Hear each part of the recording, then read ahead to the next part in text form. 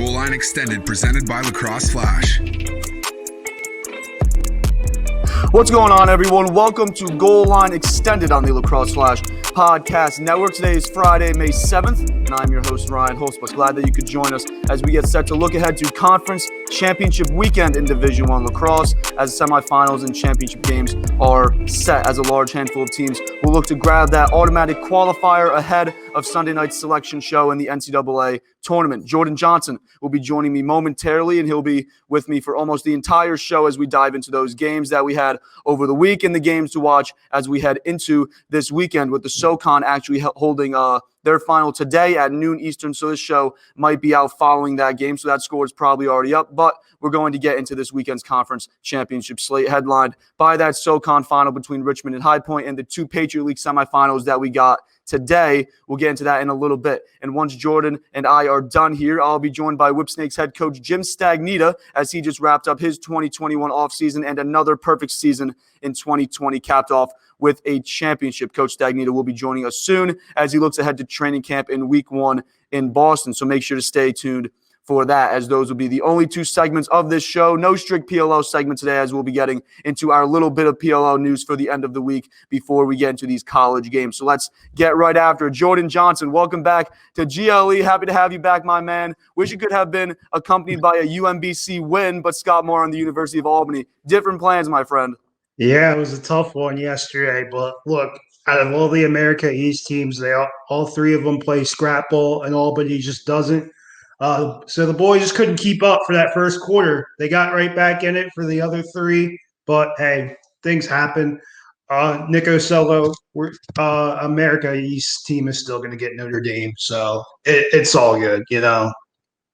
Absolutely. We got Vermont and Stony Brook coming up tomorrow. We'll dive much more into that game, as well as this UMBC Albany semifinal game, but the other America East final as we get going with the show. But before we get into these college lacrosse games, over the weekend, the PLO announced its new unavailable to travel list, which is a new designation for Canadian or other foreign players who are unable to travel during the season, or in this case, to start the season, which would make them exempt from their team roster count, in this case, exempt from the 30-man max to start training camp. And the first 4 names added to that list before training camp: Chaos attackman Curtis Dixon, Chaos midfielder Challen Rogers, Chrome midfielder Jesse King, and Whipsnakes midfielder Brian Cole, with the reason affecting their availability looking like the return time to Canada in between games, obviously having to go back for non-PLO obligations. Jordan, we know that Andy Towers and the Chaos were probably going to be affected the most by any challenge posed that would threaten whether or not their Canadian players would play, going back and forth to Canada and the U.S. would be able to play. Fortunately for him,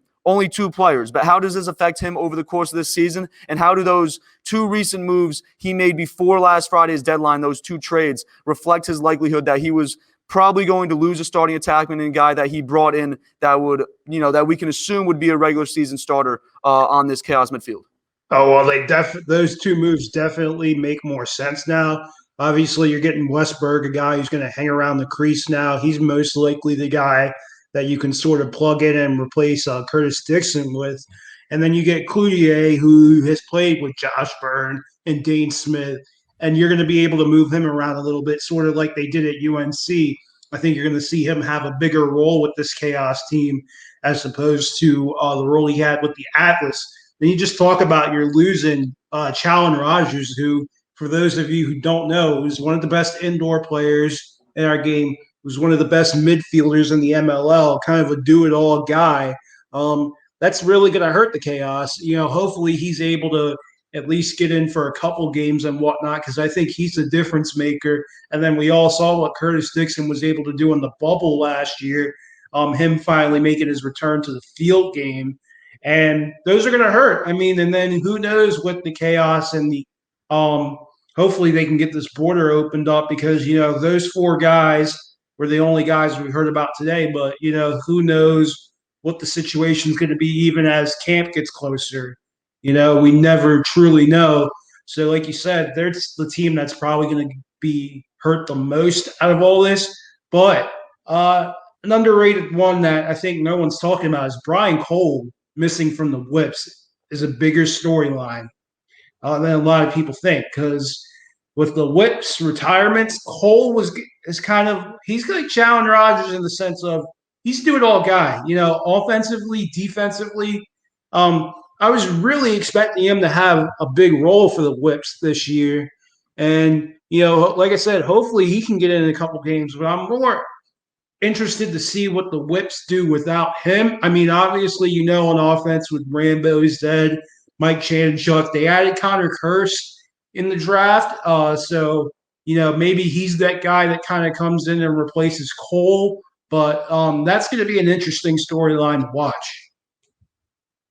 We will wait and see how and what role COVID and the U.S.-Canadian border will play this season. Hopefully it doesn't play too big a part in determining what players are able to play and who isn't, but something that we will continue to monitor into the season. And then in terms of Brian Cole, Coach Stagnitta and I chat about him in a little bit, so stay tuned for that. And then yesterday, the league unveiled the Pro Lacrosse Hall of Fame and announced that the inaugural class will be inducted during this season's championship weekend in Washington, D.C., which will consist of 11 players from Pro Lacrosse's first 15 or so years, consisting of 3 attackmen, 3 midfielders, 3 defensemen, a goalie, and a face-off specialist, which will be determined by the new Pro Lacrosse Hall of Fame committee led by the PLL's Brian Scott. Jordan, this is obviously awesome for Pro Lacrosse, a way to honor the game and those that played in it in the past to help build the framework for what we have now in Pro Lacrosse, which is the PLL. What do you like most about this idea of a Pro Lacrosse Hall of Fame, and who are some names that come to mind that should be included in this inaugural class? Well, finally, it's like one of the huge signals of the merger, and finally Pro Lacrosse coming together. I love that aspect about it.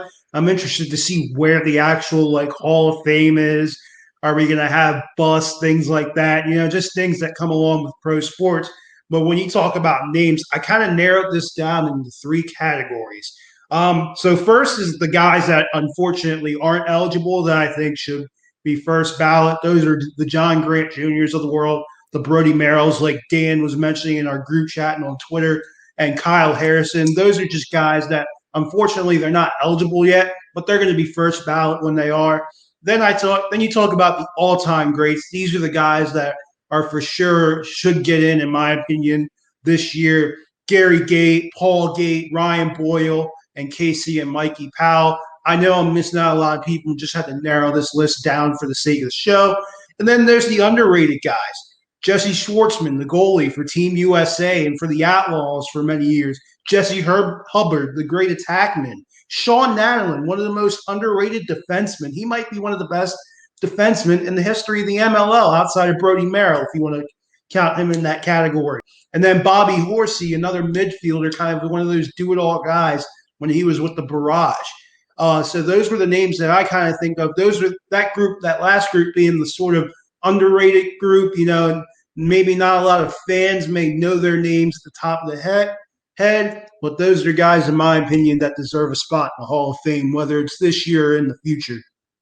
Absolutely, the Hall of Fame being unveiled over the week. And then with those parameters, a player would have to be out of the league for at least 3 years, and they would have to have at least a 5-year pro lacrosse career. So something that we will be keeping in mind here as we get closer to championship weekend, who could be in this inaugural class. And then we also think into the future, too, will coaches possibly be allowed to be in the Hall of Fame, kind of how we see with other leagues, league executives, team executives, officials even. So definitely a ton of different ways that we can go here with this Hall of Fame. We'll see how the PLL looks to unveil that. All right. That's all that we have for the PLL today. Let's get right into Conference Championship Lacrosse. We're going to start with the Southern Conference as they hold their conference final today. Richmond and High Point, after Richmond took care of Air Force and High Point held on over Jacksonville, this past Wednesday. Those 2 teams will meet for the second time this season. Richmond won the last meeting by a score of 17-10, and ironically, that is High Point's last loss. They've won their past 5 after opening the season with tough road games, tough road losses to North Carolina twice, Virginia, and then Duke. Able to figure out in conference play, though, over the past month was High Point. That game is today at 12 Eastern, so this might even be coming out, like I said before, after that game finishes. But, Jordan, what are you looking forward to in this SoCon rematch with a spot in the NCAA tournament on the line? I'm looking forward to Asher Nolting's performance. A lot of talk over the last couple of years has been, can he do it in big games and can he do it in the clutch against these bigger teams? And that's what I'm really going to keep my eye out on, because he's traditionally struggled against bigger teams like the Virginias and the Dukes and whatever when early in the season. and it's been around conference tournament time, around NCAA tournament time, where he's kind of just had his off games. So I'm really interested to see how he goes about this championship game. I picked High Point today. We'll see, man.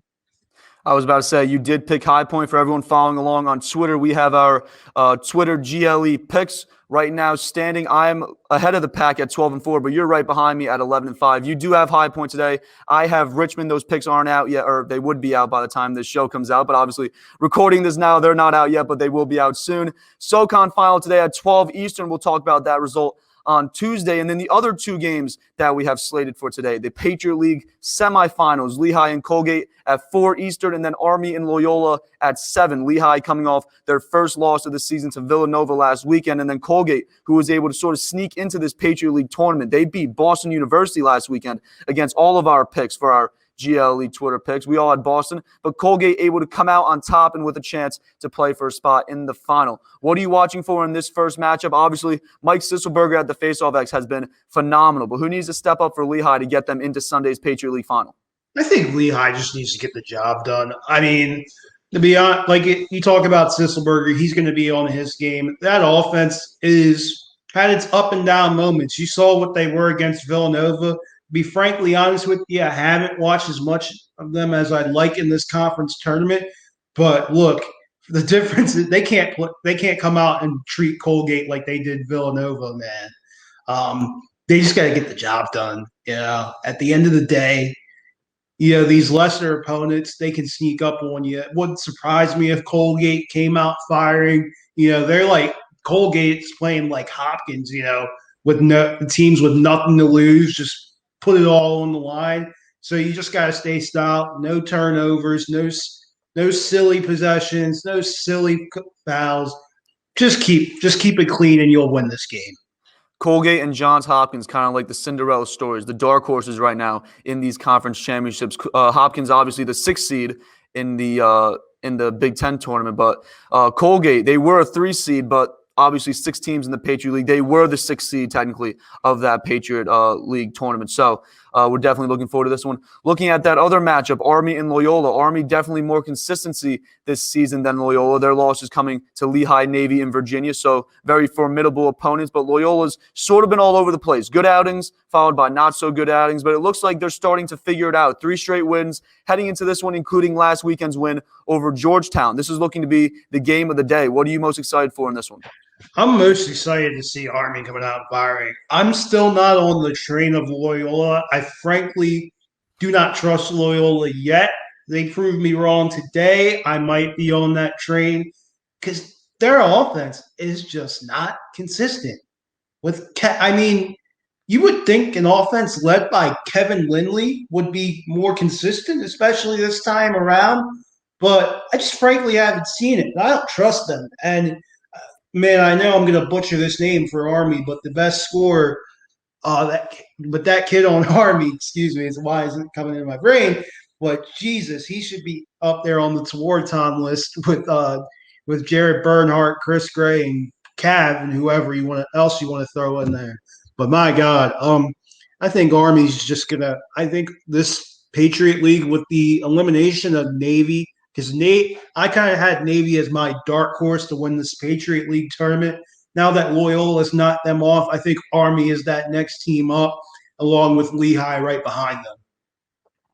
Those 2 games set to go today, those 2 Patriot League semifinals. Lehigh and Colgate at 4 p.m. on CBS Sports Network, and then Army and Loyola at 7 on CBS Sports Network. The winners of those 2 games will be playing on Sunday, currently at 12 p.m. for the championship. Those games all being held at Lehigh. Let's move on to the CAA. We had 2 games on Wednesday, for these semifinals. Hofstra defeated Delaware 10-9. Drexel defeated UMass 13-8, and Delaware and Drexel will square off tomorrow, Saturday at 1 p.m. What are you looking forward to in this one, especially, Hofstra and Drexel, not Delaware and Drexel. Hofstra and Drexel squaring off at Saturday at 1 p.m. Eastern. What are you looking forward to in this CAA final? I'm looking forward to see how Drexel attacks Ryan Tierney. Because Delaware had a great plan for him. They held him without a point. And Hofstra still won the game. So I'm looking forward to seeing how Tucker Durkin and that defense really kind of focuses on Tierney. I mean, the blueprint is there. I mean, you don't always have to double them. I kind of saw Delaware. They kind of, for the most part, had two guys on them for the most part, which I think is an interesting sort of point of focus. But as Hofstra showed, they can still score goals. They can still go on runs even when he's not the guy. So that's what I'm really interested to see is how does Drexel's defense, who throughout the year who has made a difference between where they were at the beginning of the year defensively to watching them now, it almost seems like it's been somewhat drastic, you know? And so I'm really interested to see their game plan against a guy like Tierney. Following our GLE Twitter picks, this is where I took a little bit of a hit here. I had Delaware and UMass. In this one, I'm pretty sure you had Hofstra and Drexel, if I'm not mistaken. Yes, so you again, points here, making comebacks. As I was saying, I think I'm ahead 12-4. You and Mackey following close behind at 11-5 as we track those picks. CAA final. With that being said, I don't think any of us would. If you would have told me yesterday that Tierney was going to have no points, I wouldn't have picked Hofstra. So credit to Seth Tierney, credit to that offense yesterday too. Rest of that offense coming up big there with Ryan Tierney obviously causing a lot of taking a lot of the attention away from the rest of that offense, and then obviously they're able to capitalize. But Hofstra and Drexel Saturday at 1 p.m. Eastern will be that final again. Another automatic qualifier on the line. Let's move on to the MAC. Monmouth defeated St. Bonnie's 12-5. Manhattan took care of Canisius 10-5, and Monmouth and Manhattan will then be playing tomorrow, Saturday at 1 p.m. What are you looking forward to in this one as the top two seeds battled out? I'm going to be frankly honest with you. With Marist out of this tournament, this conference is not interesting at all. I mean, with all due respect to those guys. But, I mean, I do hope Monmouth wins. Monmouth has been the consistent team in this conference all year. But, in my opinion, this is just a team that who's going to draw Duke in the first round, you know? Who's going to – you're going to get the tournament, celebrate that, but who's going to get ready to get beat 20-9 by Duke? I mean, let's be honest with you. That's really what I got to put. That's really all I have on that conference as a whole. I mean, obviously, like the whole country was rooting for Marist to hopefully win that tournament. They lost Canisius when they got the 5 seed, which that in and of itself is a whole different conversation. But yeah, I hope at least this game is somewhat interesting, and hopefully whoever comes out of this conference can at least give Duke or North Carolina or Notre Dame a half in the NCAA tournament. But we'll see, man. Monmouth and Manhattan again tomorrow at 1 p.m. I'm pulling for both of these teams, obviously. I'm from New Jersey, so Monmouth pretty close to me there at home. And then my one of my lacrosse coaches in high school played at Manhattan. So obviously I've been kind of pulling for both of these teams. We'll see how these two teams do. Let's move on to the NEC, another probably conference that will be taking on one of those top teams, whether it be Duke or Maryland or Notre Dame or North Carolina in the NCAA tournament. But St. Joseph defeated LIU 19-11, and Bryant defeated Hobart 14-12. St. Joseph and Bryant will play also tomorrow at 1 p.m. for the final. Again, another AQ on the line. What are you looking forward to in this one? I'd love to see St. Joe's get the dub just because they play like an America East team. They're very scrappy. They're just fun. In the couple games that I've gotten to watch, they're just fun to watch, man. So, I mean, not to put any allegiances out there, but I'll pick St. Joe's. Really just they make the scrap fest too, and that's what I love about lacrosse. And, they're just a fun team to watch. I can't really say I have too many knowledge. I don't know many guys around St. Joe's or their program too much. I've only watched a couple of their games, but I do hope they come out with the dub. Moving on to the scrappy play, as you say, the America East. Albany defeating your UMBC squad 14-12. What are your takeaways from this one? Albany moving on to the America East final. I mean, Jacob Patterson rightfully deserved to be that first team All-America East guy. They're a run and gun team. Like I was saying earlier, compared to the rest of the America East where those teams, Vermont, UMBC, Stony Brook, tend to want to get you in scrap fest. Albany wants to beat you in transition.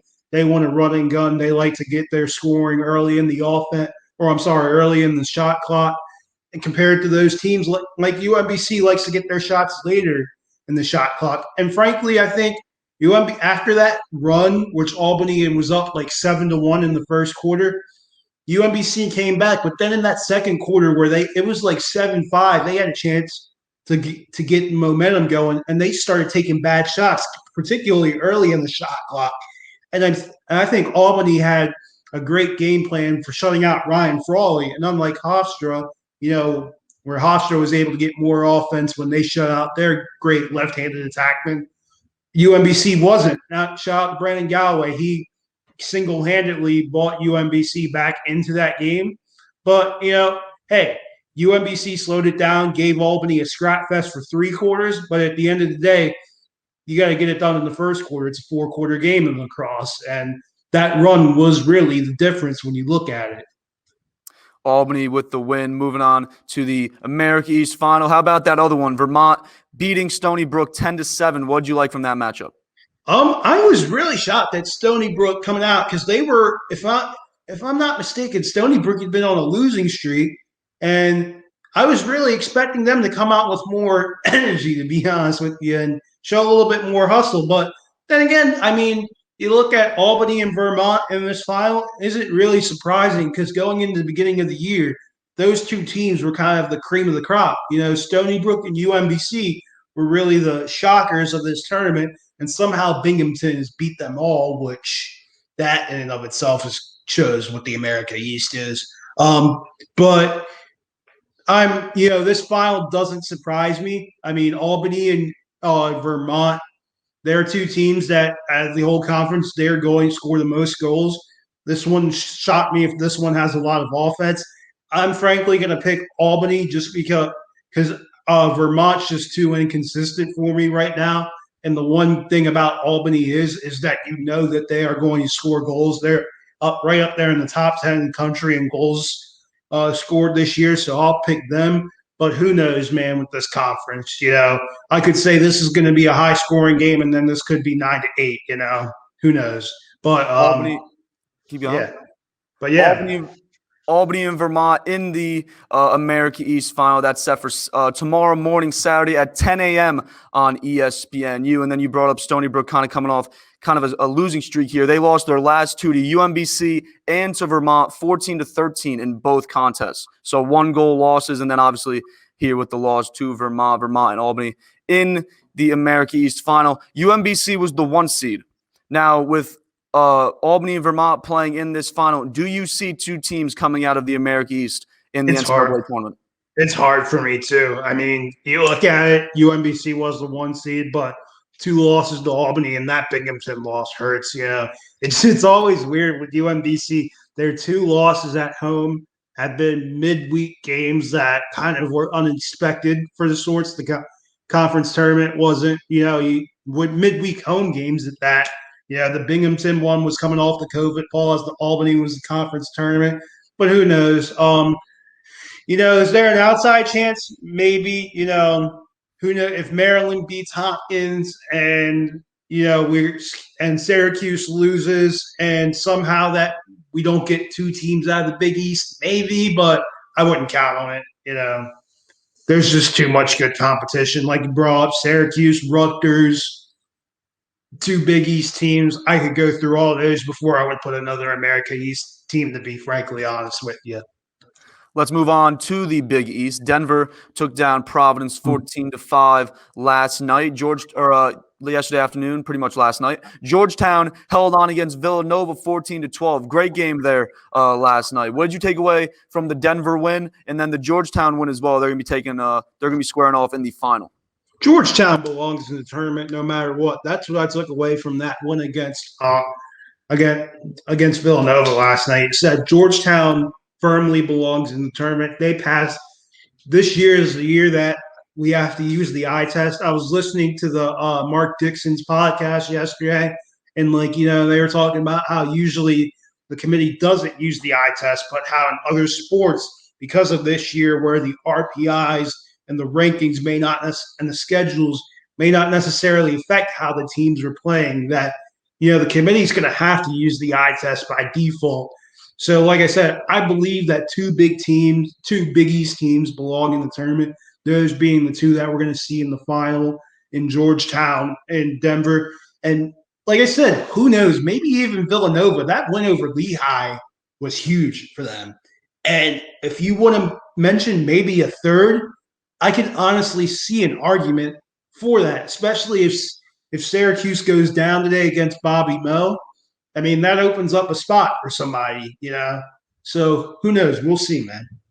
Villanova finished out the year 6-4, so we'll see if they get a nod here in the NCAA tournament pool. But Denver in Georgetown, that game is set for tomorrow, Saturday, 3 p.m. Eastern on CBS Sports Network, so make sure to not miss that one. Let's move on now to the Big Ten as Johns Hopkins with the upset over Rutgers, the 2 seed in the tournament, the 6 seed, I believe, in the Inside Lacrosse rankings. Hopkins with the win 12-10.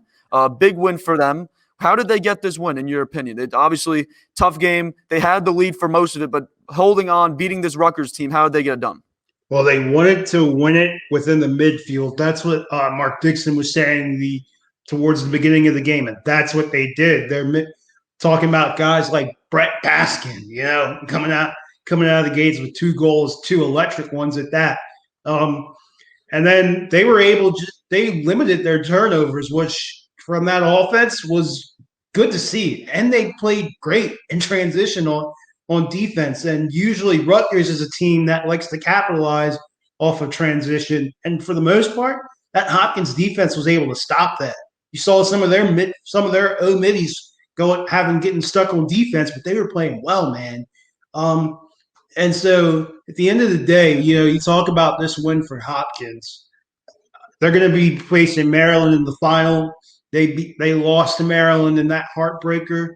I think that they're going to come out firing. They always do for Maryland. It wouldn't shock me if they pulled the upset. I'm still frankly in decide whether I'm going to go Hopkins or Maryland, because I think Maryland could overlook this and be like, hey, winning the Big Ten tournament is nice, but we for the most part have our bid secured for the tournament.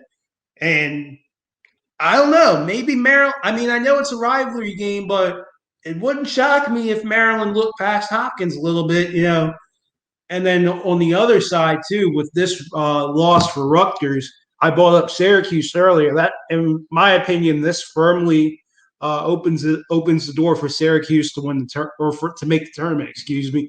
If they beat Bobby Moe, that's going to keep them firmly above 500. They lose, they go under 500. So they just have to get the job done today against Bobby Moe. And now I would slide them into their tournament based on their wins against Virginia. And then you're going to beat a Bobby Moe team who is good in and of their own right. So it's going to be hard for me to not put Syracuse in there over Rutgers, especially now with Rutgers, your only quality wins are against Ohio State and Hopkins twice, but which you lost to in the tournament. So that's going to be interesting to see. Rutgers, their only 2 losses this season, in the regular season, coming to Maryland, and then this loss here in the Big Ten semifinal to Johns Hopkins. So it'll be interesting to see how the committee looks at them, given the fact that, they are, they've won 8 games. They're 8-2 on the year, 8-3 now with this loss to Hopkins. But, I mean, again, where are their quality wins? Ohio State beat them twice, beat Penn State twice, beat Hopkins twice, and beat Michigan twice. There's their 8 wins. Do pass that eye test like with other teams, but even there to say that there won't be some recency bias, because you look at that game against Hopkins and that doesn't pass the eye test. I don't know. It's going to be interesting to see, because I truly think, like I said, that with those losses compared to the not enough wins compared to Syracuse's quality wins, I would put them over Rutgers right now. Now, who's to say that may change? Even if they do beat Bobby Moe, the committee could have other ideas. So we'll see, man. Absolutely. Harrison Silcox on the last 2 shows here of GLE came on pretty much we made the agreement that in order for Syracuse to get in, there can't be any upsets. No upsets in terms of those mid-major conference tournaments. No upsets in terms of the Big Ten in the Big East. Obviously, Villanova winning would have been very hurtful for Syracuse. This might have been the only upset that could hurt them, or that could help, Syracuse, being that Johns Hopkins defeated Rutgers being a team kind of that we have on the fringe with Syracuse for one of those last two spots. So very interesting to see as we move along here. I would say if Johns Hopkins were to beat Maryland, that game set for tomorrow night, Saturday night at 8 p.m. Eastern on the Big Ten Network. If Hopkins is to beat Maryland, then Rutgers is in a lot of trouble. I'd say Syracuse is in trouble as well because you're then going to have two automatics from the Big Ten. So we will see how that all plays out. And then you brought up the Syracuse game with Robert Morris. That game scheduled for tonight at 4 p.m. Eastern. Again, Syracuse needs a win here. This is a game that they scheduled. They lost the scheduled game with Utah, so they scheduled this one. Need a win in order for them to even really have a chance, as you're saying, if they fall under 500. They need a win here to have a chance to qualify for the NCAA tournament, trying to get one of those final bids. And you're saying that you think they will with the Rutgers loss. Oh, yeah, I think they will. It's their quote-unquote senior day. And after that Notre Dame loss, I think this team's just going to be fired up to have, whether it's one last game in the Dome, because I think wherever they'll have to travel for the tournament. And with all that they've been through, that team coming together, I would expect them to get the job done against Bobby Moe today and take care of them and do it in relatively good fashion. They haven't been playing great obviously on and off, haven't been great all season. And then obviously with the situation going on around Syracuse. But obviously the players came together. We're great to see that, obviously, with the whole One Love Foundation. That's all great to see. And then obviously they have this game with Robert Morris, hopefully going to get a win and then hoping for a spot in that tournament. Jordan, any final thoughts here as we wrap up this segment here of the show? Had a conference championship weekend. I'm just excited for all these games. It's the best time of the year, man. This year with the committee, I'm interested to see where the committee goes. Eye test, strength of schedule, RPI, seeding. I'm a nerd for all this stuff, so I'm just excited for this slate of games this weekend, man, and heading into the tournament. By Tuesday's show, we will know the results of all these conference championships, and we will know the seeds as well as the teams representing those seeds in the NCAA tournament. So, again, we will be back with that on Tuesday. Jordan, appreciate you joining me, my man. Always a pleasure having you on as we look ahead to a big weekend of conference tournament action. Like I said, we'll be back on Tuesday to look back on it all and ahead to the NCAA tournament. Jordan, thank you again. Whipsnakes head coach Jim Stagnitta will be joining me next. Do not go anywhere. We will be right back.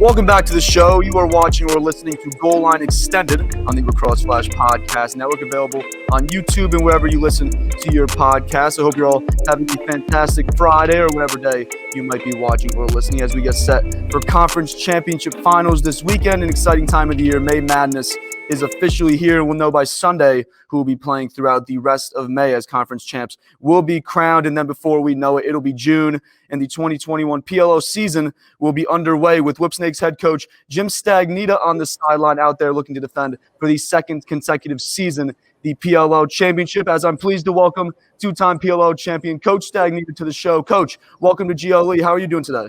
I'm gread. Thank you.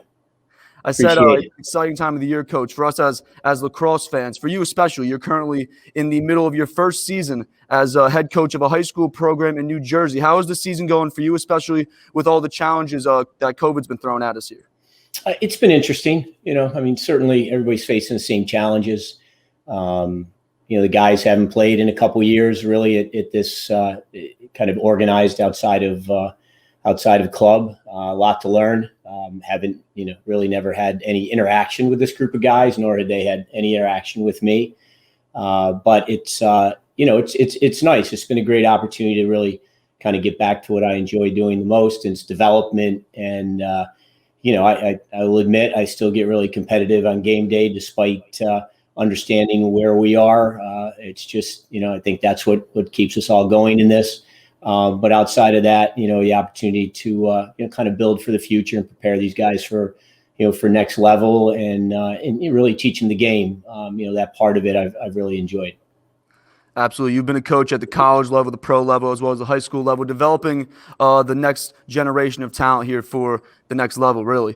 Busy time of the year for you, though, lacrosse-wise, as well as a head coach at the high school level and obviously at the professional level. And frankly, it's been busy for you between expansion and then the entry draft and then a full month before the college draft. And now you and your staff are making the final preparations ahead of training camp and then the season. In turning this team around from last year in hopes to get back to championship weekend for a chance, obviously, to defend that title. I know you have your guys, and we were joking when those parameters for those protected rosters were announced. We were like, Stags is going to be able to get all his guys back, like a Ryan Drenner or a Ben Reeves, like a guy like that won't even be available this year for Coach Quirk, which I believe kind of went under the radar too, but you had to deal with a handful of retirements, especially to key areas on this team like Ty Warner in the defensive midfield. I'd imagine he would have gotten a spot on your protective roster if available, or he could have been available there for Coach Quirk. But even on the bright side with that too, it did free up some roster space ahead of these drafts in the offseason, but it drastically shrunk your roster. So going into the offseason, it seemed like your only offseason need to say was adding depth and then getting younger as well, especially with how talented these draft pools were. But what was the initial plan coming into the offseason in terms of what areas you want to address on this team? And then we'll get into the specifics in a little bit, but what did that play out to how you and your staff envisioned it? Yeah, I think it played out. We had a few specific needs, but as you mentioned, Ryan, the thing with this was to get us depth, right? We needed some depth. We needed to get a little bit younger in some spots, and we needed to have some security in some spots. And, we have a number of college coaches on our team, and that sometimes, while they're great players, can pose challenges depending on what their summer schedule looks like, right? They don't.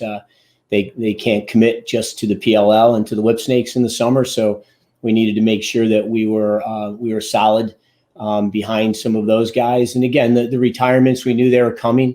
We knew what the timeline was going to be for these guys, and our goal was to replace them with guys who could come in and provide us with not just that quality of depth, but we were able to protect our foundation, but we wanted guys who are going to come in and they're going to push these guys, and there's going to be competition.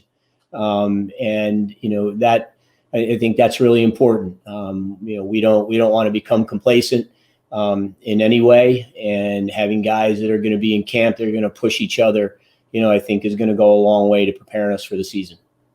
The Bulls did 2-3-peat. You need to have some kind of push, obviously, as you're saying, to make sure you get back there to championship weekend. But definitely with having assistant coaches on your roster, definitely someone that you got to keep in mind there as you're putting together the roster here in the offseason. And then a new wrinkle here thrown at you regarding one of your recent offseason acquisitions as midfielder Brian Cole, your third-round pick in the entry draft. He won't be available for at least the first few weeks. He was placed on that unavailable to travel list by the league. What else do you know about what that list is and his situation? And you don't have many Canadians on your roster, but do you expect this to impact your team going forward? Well, we knew that this was a possibility during the draft. It's how, there's a couple other guys on that list, honestly, that we had very high on our list. And after conversations, understood that there was a chance that they would not be able to, participate, particularly early in the season, and we weren't willing to take those risks because we did want to fill some specific needs. We knew this could be, Brian and I had the discussion. We knew that this could certainly be a challenge. But by the time we got to the third round, it was, for a talent like him, it was worth the risk. And he's still a young guy, and if it's a 1 year thing, it's a 1 year thing, and we have Brian Cole playing for us in the future. I think we have given ourselves enough quality of depth in that position through the draft to be able to address that. I don't think it's going to have a direct impact on how we're going to approach things, or I think our ability to go out on the field and compete on every weekend. We were able to once we had Aslanian. We were, and then we picked up two more really dynamic offensive players in the college draft in Kirst and Tierney. So I feel good about what we've been able to do in those areas to have that depth. And sure, would we like to have Brian at camp? Yes, but do we have the pieces that are going to step up and fill that spot? Yes. Brian Cole unavailable for possibly the season, possibly a week-to-week situation. Obviously, we'll see how that plays out as the season goes on. But as you just mentioned, those three other guys that you added in the entry draft and in the college draft on the offensive side of the ball, Chris Islanian, an attackman that you grabbed, as you said, in the first round, those two dynamic offensive players, Connor Kirst and Ryan Tierney, they both slipped to you at the ends of round 1 and round 2, respectively. What do you like about these three guys, and how do you and your staff plan on incorporating them into this championship roster? Well, again, Islanian's a proven pro, and again, has a very diverse skill set. It's hard to tell if he's right-handed or left-handed. Truly hard to tell if he's right-handed or left-handed. He's a big body and an athletic kid, and we think that he gives us a lot of flexibility. In a league where we can only dress 19, you have to have guys that can do multiple things, and so we're excited about him. And then you look at the other two offensive guys we grabbed out of the college draft. They're kids. They're guys I've known since they were kids, and have relationships with, and they're lacrosse rats. Like they come from lacrosse families. They have great lacrosse IQs, and they understand what it's like to be part of a team and what it takes to be successful as a team. And they're also really, really good lacrosse players. Ryan Tierney, I think, continues to get better and better. You just look at his trajectory and his upside is amazing, and he can do so many things from so many places. And he's a lefty who finds ways to score, which is something that we needed. And you put Kirst in the midfield with the group that we have, and you look at him and who are you going to pull? He's going to take some attention away from some other guys, and we still have a guy named Brad Smith there who we think is pretty good.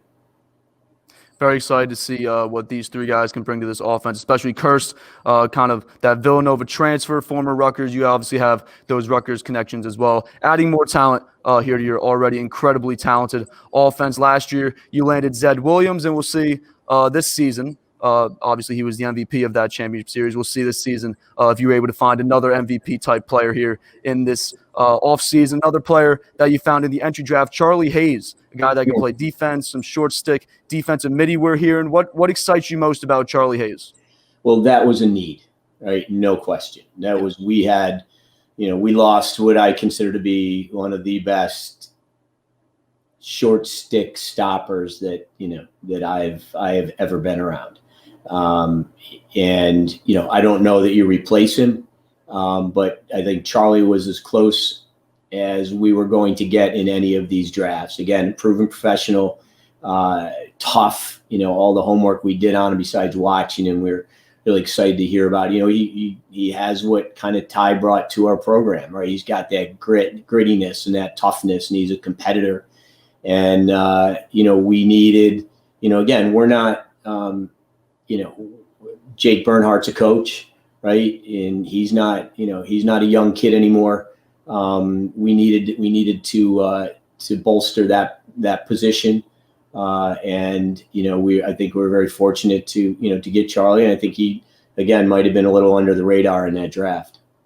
Based on what I'm hearing about Charlie Hayes, it sounds like you landed a good one there. Again, maybe not a replacement for Ty Warner, but at least that step to trying to replace the loss of him there. You landed two polls in the college draft as well. Colin Squires out of Denver, Nick Grill out of Maryland, yet another Maryland poll, another Maryland player here on this Whipsnakes team. How do you plan on using these guys? Again, we're thinking depth pieces behind your already incredibly talented defense. What's the plan for these two polls?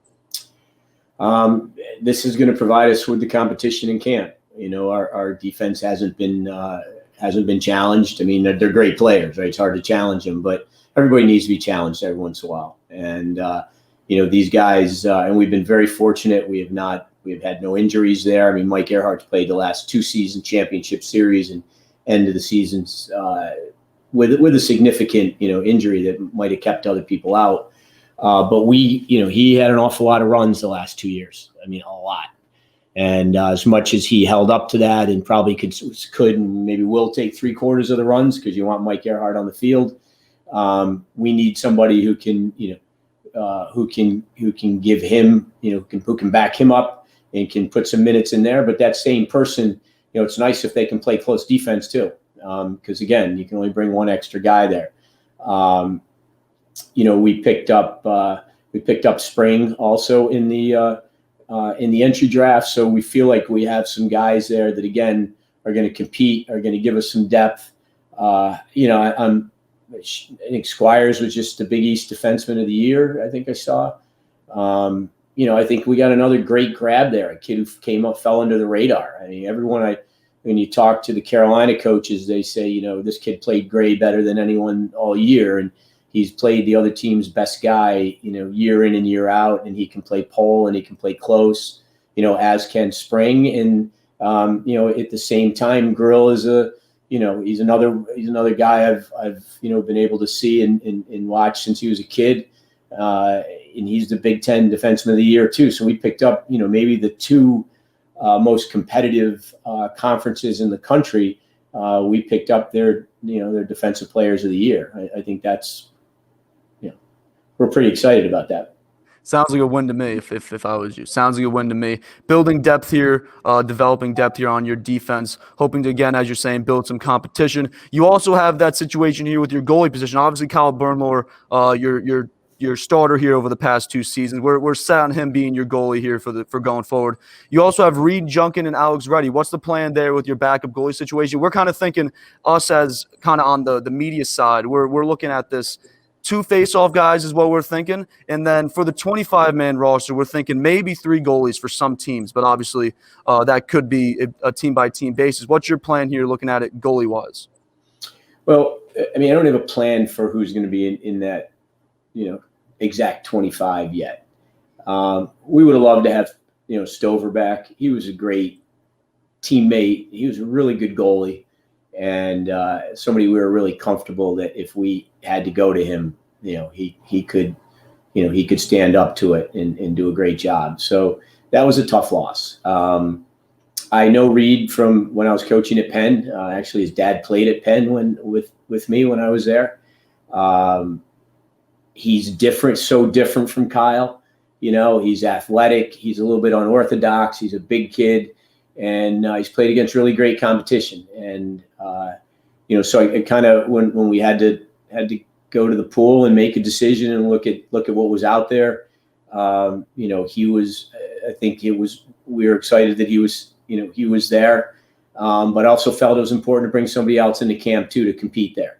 And I saw Alex last year and spent time with him and was really impressed with just his commitment to coming in and into the bubble and just playing a role and being that kind of goalie. He would come to practices and take shots. And look, in our league, it's really important that you not just have a backup goalie who is capable of coming in and making some saves, but having a backup goalie who's willing to do what the team needs. And, sometimes that's simply, taking shots after practice. And not everybody likes doing that. And, we're not going to ask Kyle Bernlohr to do that.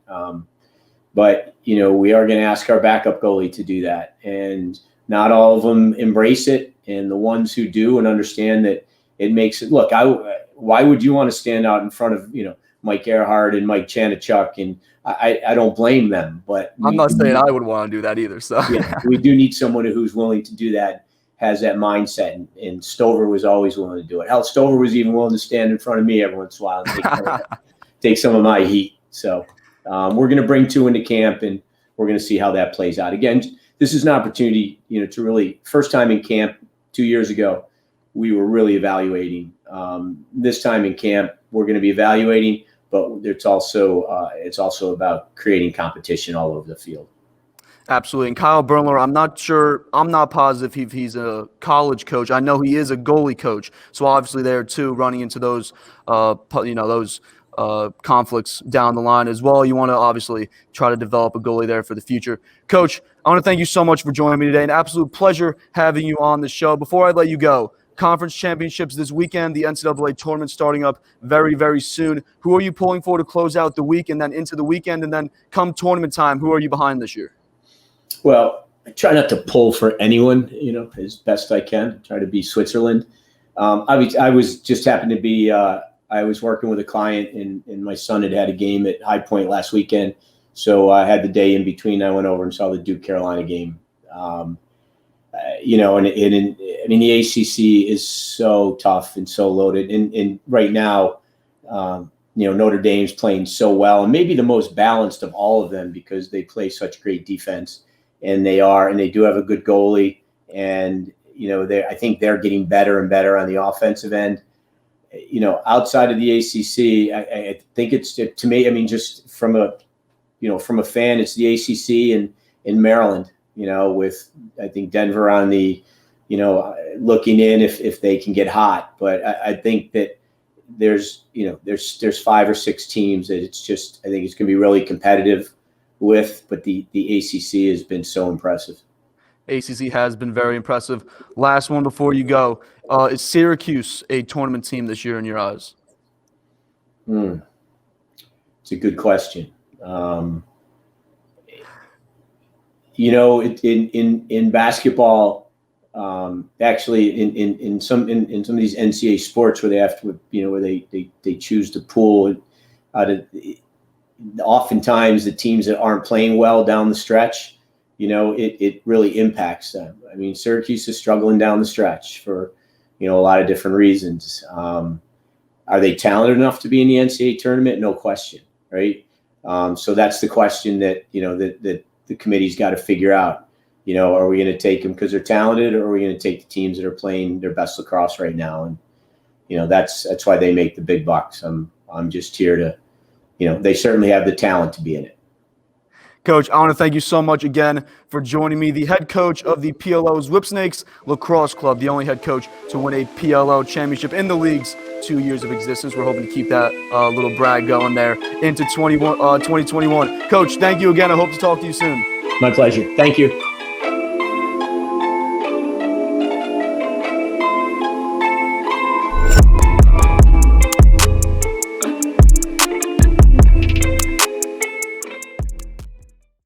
And that is going to do it for today's show here of Goal Line Extended. I want to thank you all for watching and or listening. If you are not already, make sure to subscribe to the show on YouTube as well as on whatever podcast platform that you use. Search up Goal Line Extended, and you should be able to find it. You can also head on over to Lacrosse Flash website, lacrosseflash.com. All of our podcasts are there, as well as stories and articles covering all the latest news and updates in the world of lacrosse. You can also follow Goal Line Extended on Instagram and Twitter at GL Extended. All of the links that you will need will be in the description of the video or podcast that you are viewing or listening to right now. We will be back on Tuesday to recap these conference championships and begin to look ahead to the big dance, the NCAA tournament, and make sure to check out GL Extended on Twitter so you don't miss any of it. I hope you all have an incredible weekend, and we will see you on Tuesday. Follow the show on Twitter and Instagram at GL Extended and subscribe to the show on any of your favorite podcast outlets. You can find Lacrosse Flash on Twitter, Instagram, and Facebook, and online at lacrosseflash.com.